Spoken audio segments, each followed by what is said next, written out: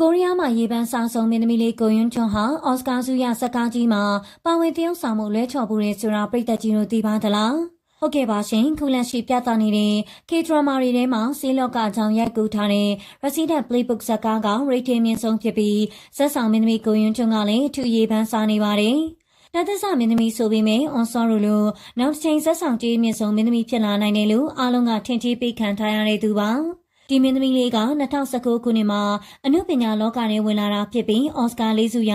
ပါရာဆိုက်ဇာတ်ကားမှာပါဝင်မှုလူရွေးပွဲဝင်ပြိုင်ခဲ့ပါသေးတယ်။သူမကတထေးသမီးဒါဟီနီယာမှာတရုတ်ဆောင်မှုရှောက်ခဲ့တာပါ။ဒါရိုက်တာကလည်းအမေရိကန်မှာတရုတ်ဆောင်မဲ့မင်းသမီးချိုရောကျွန်းနဲ့သူမကရုပ်စင်တဲ့အတွက်သဘောကျခဲ့ပါတယ်။ဒါပေမဲ့ကံမကောင်းစွာနဲ့လူရွေးပွဲနောက်ဆုံးအဆင့်မှာပြုတ်ခဲ့ပါတယ်။တကယ်လို့သာအဲကားမှာတရုတ်ဆောင်ဖြစ်ခဲ့ရင်ထိုချိန်တွေကနာမည်ကြီးရင်ကြီးနေအောင်ပါပါ။ခုတော့သူမရဲ့စမ်းတက်ချိန်က2025ဖြစ်နေပါတယ်။ KCL ပြည်သက်ကြီးတို့ရောပါရာဆိုက်ကားမှာသူမပါခဲ့ရင်ကောင်းမယ်ထင်လား။ comment မှာဝေဖန်အကြံပြုပေးသွားပါဦးနော်။